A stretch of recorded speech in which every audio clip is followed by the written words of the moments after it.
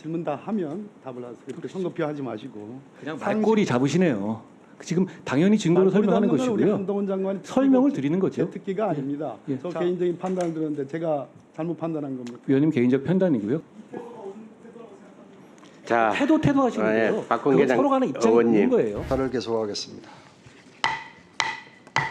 유창훈 판사가 영장 기각한 거에 대해서 우리 한동훈 장관은 어떻게 생각하십니까? 그러면 그 방대한 양의 기록을 영장 전담 판사가 하루 동안에 보고 결정을 내렸다. 그러면 부실한 결정이라고 판단하는 거예요? 영장 재판의 본질이 그렇습니다. 그렇기 때문에 거기에 대해서 게다가 이것은 죄가 인정된다고 하더라도 어떤 방향으로 기속되는 것은 아니고 죄가 인정되더라도 여기서 유창훈 판사도 얘기했다시피 위증죄는 인정된다는 취지 아니었습니까? 그러면 인정된다 하더라도 기각할 수 있는 무제한의 재량이 있는 겁니다. 거기에 대해서 저는 그 판단을 존중하고 다만 이게 수사 과정일 뿐이고 중간 과정일 뿐입니다. 본 재판에서 결정될 거라고 생각합니다. PPT 한번 보시죠. 지금 방금 전에 김의겸 의원 질의에 장관께서 증거를 하나하나 거시하는 것은 적정하지 않다. 여기서는 그렇지 않다는 말씀입니다. 체포 동의안을 설명하는 당시에서는 당연히 할 수 있는 겁니다. 할 수 있는 겁니까? 그게 할 수 있다는 근거가 과연 있는지 한번 봅시다. PPT 한번 보시죠. 지금 말씀하신 것처럼 체포 동의안은 말 그대로 헌법상의 국회의원이 갖는 불체포 특권을 극복해서 판사가 정한 영장실질심사 기일에 당의 피의자가 출두하게 하는 것을 목적으로 하는 거 맞죠? 불체포 특권이 있기 때문에 그것에 대해서 설명할 기회를 부여하는 면도 있다고 생각합니다. 그날 체포동의안 많은 야당 의원들의 항의 속에서 끝까지 고집하시고 발언한 소위 증거관계에 대한 설명입니다. 후원금 내용, 거래 내역, 김인섭의 지인 2명의 진술, 김인섭, 유동규 등 측근들의 일관된 진술 제가 등 당시에 방해로 제대로 끝까지 말을 못했습니다. 끝까지 좀 들어보세요. 제 말씀 질문 다 하면 답을 하세요. 그렇게 성급히 하지 마시고. 자, 그 다음 내용 보시죠. 제가 준비해온 내용은 범죄 혐의 내용을 설명하는 것과 자 여기까지 좋습니다. 그런데 이 범죄 혐의를 뒷받침하는 상세한 증거 내용들의 일부였습니다. 이렇게 해서 증거를 설명하셨습니다. 맞죠? 제가 말 내용 기억 안 납니다만 뭐 제대로 적어오신 건 맞을 겁니다. 예.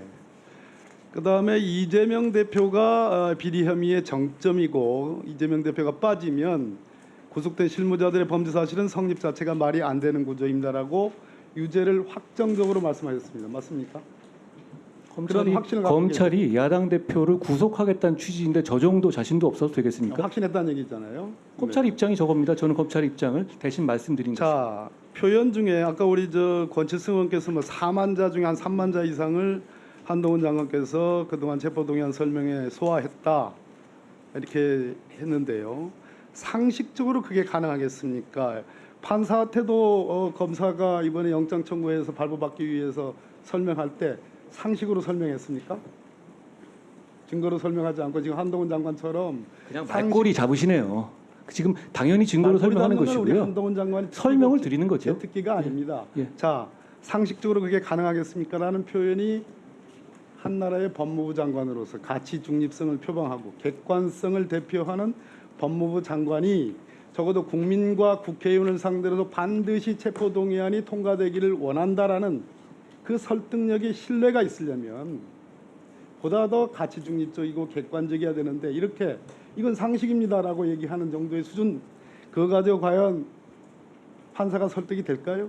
판사 설득은 이제 검사들이 할 것이고요. 그리고 증거 판단을 하는 건 당연히 상식으로 하는 것입니다. 상식이 아니면 어떻게 증거를 판단하나요?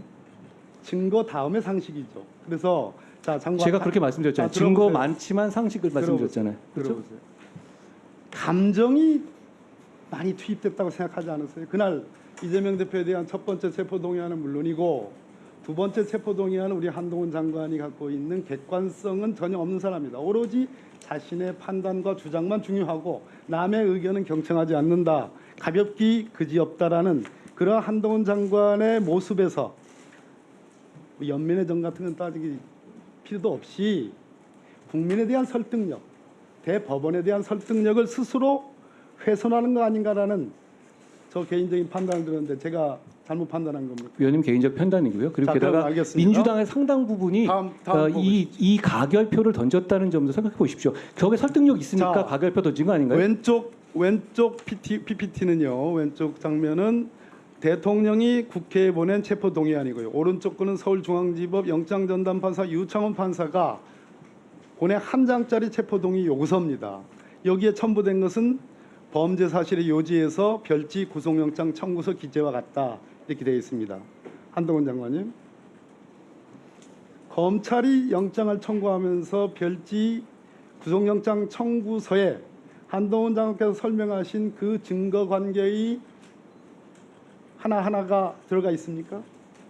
구속을 필요한 사유 들어가 있지 않아요. 들어가 있습니다. 안 구속을 들어가 필요한 사유에. 안 들어가 있습니다.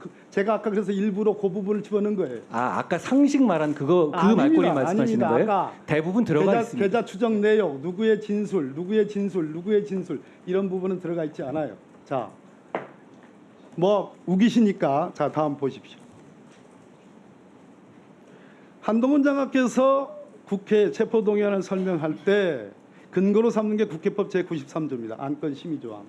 위원회의 심사를 거치지 아니한 안건에 해당하죠. 한동훈 장관은 이때 국회의원들을 상대로 체포동의안을 설명할 때 검사로서 설명합니까? 아니면 검사의 무엇으로 설명합니까? 검찰의 입장을 대변해서 그 취지를 설명하는 겁니다. 왜냐하면 자, 예. 그러면 법무부 장관은 검찰 사무의 최고 감독자 그 입장으로서 대변하는 거죠. 지금 이 상황에서는 들어보세요. 그 자, 구속 영장이 어차피 필요하다는 취지를 설명하는 들어보세요. 것이죠. 국회법 제93조의 제안자가 그 취지를 설명하여야 하고라고 해서 취지라고 되어 있습니다. 우리 법조인은 다 압니다. 취지와 이유가 구분된다는 거. 한동훈 장관은 취지를 설명한 것이 아니라 그래서 4만자 중에 3만자를 혼자 독식을 한 거예요. 취지를 설명한 것이 아니라 소위 우리가 말하는 청구 취지, 청구 이유 할 때의 그 이유 정도가 아니라 그것을 몇 배나 뛰어넘는 심지어 본인의 태도 증거, 감정 증거, 이재명 당대표를 하나의 단순한 피의자로서 설명하는 것이 아니라 정적, 한 정파의 선봉장처럼 감정이입을 해서 설명을 했다는 것의 제 핵심입니다. 이것은 국회법 그 위원님 의견이십니다. 그렇지 않습니다. 위원님 의견이십니다. 그러면 그렇게 국회의원을 구속하는지 여부를 결정하는 데 있어서 왜 설명을 안 듣고 결정을 하시려는 겁니까? 구체적인 증거라든가 혐의 내용이 뭐고 검찰이 어떤 입장을 갖고 있는지 잘 들어야 되지 않겠습니까? 저는 오히려 그걸 끝까지 못하게 하기 위해서 방해한 것에 대해서 사과하셔야 한다고 생각합니다. 한동훈 장관 이전에 보수정부의 법무부장관 자, 박범계 의원님 정리하시죠.